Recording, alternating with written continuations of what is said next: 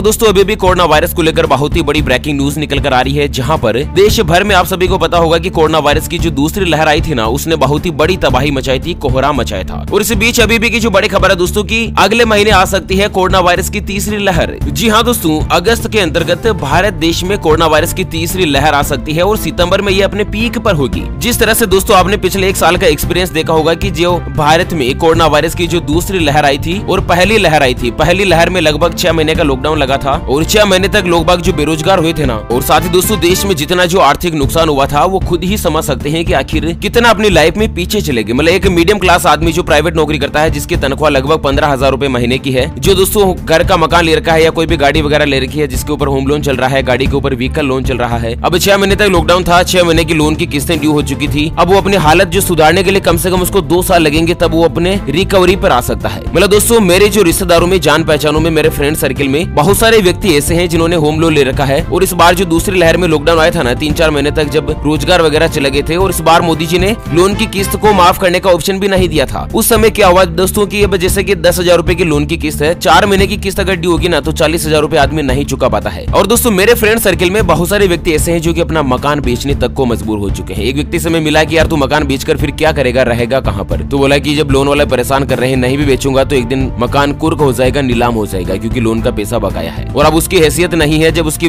तनख्वाह, इसकी इनकम, इसकी सैलरी वगैरह भी इतनी नहीं है कि लोन की 4 एक साथ किस्तों को चुका सके। आप सोच रहे होंगे कि यार ओपीएस भाई आज ये रामायण क्यों सुना रहे हैं? दोस्तों मैं आपको केवल और केवल लॉकडाउन का नुकसान बता रहा हूँ कि आम आदमी की जिंदगी में लॉकडाउन का कितना बड़ा नुकसान हुआ। जब कोरोना वायरस की पहली लहर आई, जब कोरोना की दूसरी लहर आई, तो लोगों ने इतना बड़ा नुकसान झेला। अब दोस्तों अगले महीने कोरोना वायरस की तीसरी लहर आने को लेकर चेतावनी जारी हो चुकी है। यहाँ पर बड़ी खबर आप स्क्रीन पर देख पा रहे हैं दोस्तों की अगले महीने आ सकती है कोरोना की तीसरी लहर, सितंबर में चरम पर होगी अपनी पीक। जी हाँ, दरअसल देश भर में कोरोना वायरस के मद्देनजर खौफ अभी भी बरकरार है। भारतीय स्टेट बैंक यानी कि एसबीआई रिसर्च की ओर से प्रकाशित की गई एक रिपोर्ट के मुताबिक कोविड-19 the race to finishing line में कहा गया है कि महामारी की जो बचाव है ना, उसका एकमात्र साधन है टीकाकरण यानी कि वैक्सीनेशन। वैश्विक आंकड़ों से पता चलता है कि तीसरी लहर के चरम मामले जो दूसरी लहर के मुकाबले करीब 1.7 गुना तक ज्यादा हो सकते हैं। जब कोरोना की पहली लहर आई थी तब दोस्तों हाईएस्ट एक दिन में जो पॉजिटिव आंकड़े थे वो लगभग 1 लाख तक देखे गए थे, लेकिन कोरोना की दूसरी लहर में 4 लाख का आंकड़ा क्रॉस हो चुका था। और आपने उन दिनों को देखा होगा दोस्तों, मैं तो याद करके ही बहुत ज्यादा दुखी हो जाता हूँ कि हॉस्पिटल में दोस्तों लाइन लगी हुई है, नंबर नहीं आ रहा है, बेड नहीं मिल रहा है, बेड मिल गया तो इलाज नहीं मिल रहा है दोस्तों, दवाइयों की किल्लत चल रही है, ऑक्सीजन की किल्लत चल रही है। हालात यह थी कि चारों तरफ त्राहिमाम त्राहिमाम त्राहिमाम। कैसे भी करके आदमी हॉस्पिटल तो पहुंच चुका है, एडमिट भी हो चुका है, लेकिन अगर वो भगवान को प्यारा हो गया ना तो दोस्तों शमशान घाट में अंतिम संस्कार करने के लिए 7-7 घंटों की लाइन। मतलब एक आदमी के दुख की भी एक हद होती है मतलब। और ये सभी स्थिति देखने को मिली थी केवल और केवल कोरोना की वजह से। और दोस्तों यहाँ पर भारतीय स्टेट बैंक की एक रिसर्च की टीम ने अगले महीने यानी कि अगस्त के महीने में कोरोना की तीसरी लहर आने की चेतावनी जारी कर दी है। ऐसे में दोस्तों अगर आपने अभी तक भी वैक्सीन नहीं लगवाई है, कोरोना का टीका नहीं लगवाया है, तो जल्द से जल्द लगवा दीजिएगा। अच्छा, इसी के साथ अगली खबर आ रही कि बिहार में 50% उपस्थिति के साथ खुलेंगे स्कूल और कॉलेज, नियमों का करना होगा पालन। तो यहाँ पर दोस्तों स्कूल कॉलेज खुलने को लेकर भी बड़ी खबर आ रही है। महाराष्ट्र और कर्नाटक सहित 8 राज्यों में अभी भी कोरोना जो जानलेवा बना हुआ है दोस्तों। यहाँ पर कोरोना वायरस का प्रचार प्रसार बहुत ही ज्यादा है। और गोवा से अगली खबर है कि गोवा में 12 जुलाई तक बढ़ाया गया कोविड कर्फ्यू। रेस्टोरेंट बार को 50% क्षमता के साथ खोलने की मिली अनुमति। और साथ ही हरियाणा में भी दोस्तों 12 जुलाई तक के लिए लॉकडाउन बढ़ा दिया गया है। स्पा सेंटर, स्विमिंग पूल वगैरह ये सभी कुछ बंद रहेंगे। तमिलनाडु से भी अगली खबर आ रही है कि तमिलनाडु में ढील के साथ 12 जुलाई तक बढ़ाया गया लॉकडाउन। तो कुल मिलाकर दोस्तों यहाँ पर हालात अभी भी खराब चल रहे हैं। कई राज्यों में स्थिति नियंत्रण में है तो कई राज्यों में अभी भी पोजीशन जो है दोस्तों बहुत ही ज्यादा खराब है। पिछले 24 घंटों की अगर कोरोना वायरस के आंकड़ों की बात करें ना, तो पिछले 24 घंटों में 39,796 कोरोना के नए मामले देखे गए थे और 723 मरीजों ने दोस्तों पिछले 24 घंटों में अपनी